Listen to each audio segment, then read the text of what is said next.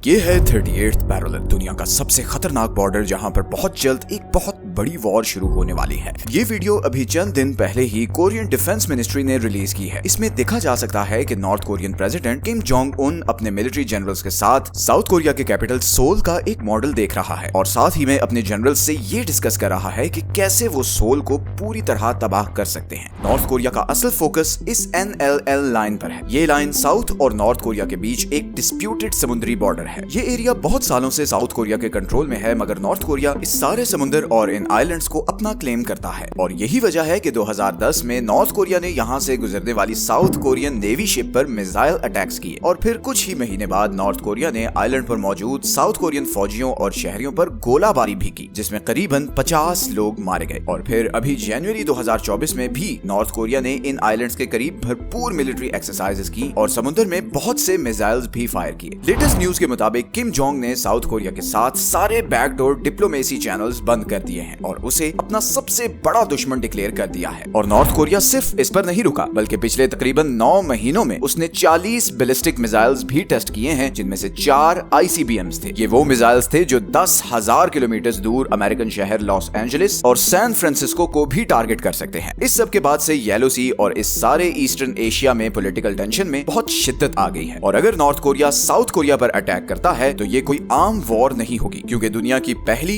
दूसरी और चौथी इकोनॉमी भी इस वॉर का ऑटोमेटिकली हिस्सा बन जाएंगी और ग्लोबल सप्लाई चेन्स बुरी तरह डिसरप्ट हो जाएंगी। सच ये है कि आज की वीडियो में हम मैप एनिमेशंस के जरिए देखेंगे कि अगर नॉर्थ कोरिया और साउथ कोरिया के बीच वॉर होती है तो होगा क्या और ये वॉर जीतेगा कौन। लेकिन इससे भी पहले जरा नॉर्थ कोरिया और साउथ कोरिया के बीच इस लड़ाई की वजह जानते हैं और चलते हैं इस DMZ लाइन की तरफ। DMZ का मतलब है डीमिलिटराइज्ड जोन और ये जोन ही नॉर्थ कोरिया और साउथ कोरिया के बीच वो बॉर्डर है जहां पिछले 70 सालों से ये सारा मसला बना हुआ है। असल में वर्ल्ड वॉर 2 से पहले पूरा कोरिया जापान के कंट्रोल में था, लेकिन फिर वर्ल्ड वॉर 2 में जापान की हार के बाद ये आइलैंड आजाद हो गया। वर्ल्ड वॉर 2 के विनर्स सोवियत यूनियन और अमेरिका ने फैसला किया कि वो इस आइलैंड को 2 पार्ट्स में डिवाइड कर लेंगे। नॉर्थ वाला हिस्सा सोवियत यूनियन के पास होगा और साउथ वाला पार्ट अमेरिका के कंट्रोल में होगा और तभी ये लाइन ड्रॉ की गई जिसे 38th पैरेलल कहते हैं। नॉर्दर्न कोरिया सोवियत कंट्रोल में होने की वजह से एक सोशलिस्ट स्टेट बन गया और सदर्न कोरिया एक लिबरल कंट्री बन गया। 1950 में नॉर्थ कोरिया ने अचानक साउथ कोरिया पर अटैक कर दिया और तकरीबन पूरे आइलैंड पर कब्जा कर लिया। लेकिन फिर अमेरिकन और साउथ कोरियन आर्मीज ने मिलकर रिटेलिएट किया और नॉर्थ कोरियन फोर्सेस को पीछे धकेलते हुए चाइना के बॉर्डर तक ले गए। ये वॉर 3 साल चली और करीबन 5 लाख लोग मारे गए। फिर 1953 में एक पीस एग्रीमेंट साइन हुआ जिसमें इस वॉर को खत्म किया गया और पुराने बॉर्डर्स रिस्टोर किए गए। इसी एग्रीमेंट के अकॉर्डिंग इस बॉर्डर पर एक बफर जोन बनाया गया जहां पर किसी भी कंट्री का कोई भी फौजी या मिलिट्री इक्विपमेंट नहीं लगाया जा सकता था। लेकिन इस एग्रीमेंट में काफी चीजें मिस भी की गईं, जैसे कि समुद्री बॉर्डर्स। यूनाइटेड नेशंस और अमेरिका ने नॉर्थ कोरिया से पूछे बगैर ये NLL लाइन ड्रॉ कर दी और ये सारा एरिया साउथ कोरिया के कंट्रोल में दे दिया और तब से ये सारा बॉर्डर इन दोनों कंट्रीज के बीच तनाव की एक बहुत बड़ी वजह है। अब जिस फैमिली ने 1950 में साउथ कोरिया पर अटैक किया था, आज भी वही फैमिली नॉर्थ कोरिया पर रूल करती है, बल्कि किम तो शायद अपने बाप और दादा से भी ज्यादा सख्त पर्सनालिटी का मालिक है। नॉर्थ कोरिया में बहुत ही स्ट्रिक्ट लॉज हैं। कोई भी कोरियन बगैर परमिशन के कंट्री नहीं छोड़ सकता। कोविड के दौरान तो नॉर्थ कोरिया ने ये लॉ पास किया था कि जो भी बगैर परमिशन के चाइना वाला बॉर्डर क्रॉस करने की कोशिश करेगा उसे शूट कर दिया जाएगा। नॉर्थ कोरिया पिछले कुछ सालों से चाइना और रशिया के साथ लगने वाले बॉर्डर्स पर वॉल्स बना रहा है ताकि कोई भी क्रॉसिंग ना हो सके। लेकिन यहाँ पर एक बहुत ही इंटरेस्टिंग चीज ये है कि नॉर्थ कोरिया का सारा ट्रेड होता भी चाइना के साथ ही है, बल्कि शायद चाइना के बगैर नॉर्थ कोरिया सरवाइव भी ना कर सके। और इसी तरह अगर हम मैप पर जूम करें तो ये रशिया के बॉर्डर के पास रेजोन का एरिया है। इस एरिया में एक तरफ कोरिया का टमंगैंग रेलवे स्टेशन है और दूसरी तरफ रशिया का खासान स्टेशन है। और अमेरिकन सैटेलाइट ने लास्ट अक्टूबर में यहाँ की एक पिक्चर ली जिसमें कुछ बहुत ही सरप्राइजिंग चीजें नजर आई, जैसे कि इन इमेजेस में ये देखा गया कि कोरिया के स्टेशन से बहुत सी रेलगाड़ियां रशिया में एंटर हो रही हैं और इन रेलगाड़ियों में बहुत सारे क्रेट्स रखे हुए हैं। एक्सपर्ट्स के मुताबिक नॉर्थ कोरिया रशिया को वेपन सप्लाई कर रहा है। यूक्रेनियन मिलिट्री के मुताबिक उन्हें इस वॉर में अभी तक बहुत सा ऐसा बारूद मिला है जो नॉर्थ कोरिया का था। साउथ कोरियन इंटेलिजेंस ये भी क्लेम करती है कि नॉर्थ कोरिया ने रशिया की मदद से ही अपनी स्पाई सैटेलाइट स्पेस में भेजी है। अब अगर हम फाइनली इस पॉसिबिलिटी की तरफ आए कि ये सारा इश्यू एस्केलेट होता है और एक फुल स्केल वॉर शुरू होती है तो होगा क्या? देखें, अगर वॉर शुरू होती है तो सबसे बड़ा और पहला इंपैक्ट पड़ेगा साउथ कोरिया के कैपिटल सोल पर, जो नॉर्थ कोरिया के बॉर्डर से सिर्फ 40 किलोमीटर दूर है। साउथ कोरिया की 70% इकोनॉमी इस अकेले शहर की वजह से चलती है। दुनिया के टॉप इंडस्ट्रियल जायंट्स जैसे कि Samsung, Hyundai Motors, LG electronics, इन सब के हेडक्वार्टर्स सोल में ही है और अनफॉर्चुनेटली ये शहर नॉर्थ कोरिया के सारे मिसाइल्स और तोपों की रेंज में है। 2020 की रैंड की एक रिपोर्ट के मुताबिक अगर नॉर्थ कोरिया सिर्फ 1 मिनट भी सोल पर गोलाबारी करता है तो उससे 15,000 लोग मारे जाएंगे और 1 घंटे में ये कैजुअलिटीज 1 लाख तक पहुंच जाएंगी। कोरियन डिफेंस मिनिस्ट्री के मुताबिक वॉर की सूरत में करीबन 2 लाख नॉर्थ कोरियन फौजी ये बॉर्डर क्रॉस करके हान रिवर तक पहुंचने की कोशिश करेंगे, क्योंकि ये रिवर ही सोल की लाइफलाइन है। अब साउथ कोरिया ये क्लेम करता है कि अगर नॉर्थ कोरियन फौजी यहाँ तक पहुंच गए तो वो इस रिवर में क्लोरीन गैस और सैरिन इंजेक्ट कर देंगे, जिससे लाखों लोग चंद घंटों में मर सकते हैं। लेकिन अब दूसरी ही तरफ ऐसा भी नहीं है कि नॉर्थ कोरिया के लिए सोल तक पहुंचना इतना आसान है। साउथ कोरिया में तकरीबन 73 US बेसेस हैं, जिनमें 28,000 अमेरिकन फौजी हैं। इसके अलावा इधर गुआम और जापान में मौजूद अमेरिकन वॉरशिप्स भी वॉर की सूरत में फौरन साउथ कोरिया की मदद को पहुंचेंगी। साउथ कोरिया को सबसे बड़ा एडवांटेज मैन पावर का है। ज्यादा पॉपुलेशन होने की वजह से साउथ कोरिया के पास 5 लाख एक्टिव और 31 लाख रिजर्व सोल्जर्स हैं, जो कि नॉर्थ कोरिया की आर्मी से काफी ज्यादा हैं। और अब अगर हम हार या जीत के सिनेरियोस की बात करें तो अगर नॉर्थ कोरिया ये वॉर हारता है तो इसका सबसे बड़ा नुकसान चाइना को होगा, क्योंकि इसका मतलब होगा कि उसका सबसे बड़ा दुश्मन अमेरिका अब उसके पड़ोस में पहुंच गया है और चाइना ये कभी भी नहीं होने देगा। इसीलिए वो हर मुमकिन कोशिश करेगा कि नॉर्थ कोरिया ये वॉर ना हारे। कुछ ऐसी ही कोशिश रशिया की भी होगी, क्योंकि वो भी नॉर्थ कोरिया के साथ बॉर्डर शेयर करता है और नॉर्थ कोरिया की हार का मतलब होगा कि अब उसका ईस्टर्न बॉर्डर कॉम्प्रोमाइज्ड हो गया है। ऐसे ही जापान, ताइवान और अमेरिका के लिए साउथ कोरिया का ये वॉर जीतना बहुत जरूरी है, क्योंकि नॉर्थ कोरिया की जीत चाइना की जीत होगी और इन तीनों कंट्रीज के लिए ये बात किसी भी तरह एक्सेप्टेबल नहीं। तो ऑल इन ऑल नॉर्थ और साउथ कोरिया की ये वॉर सिर्फ 2 कंट्रीज की जंग नहीं बल्कि एक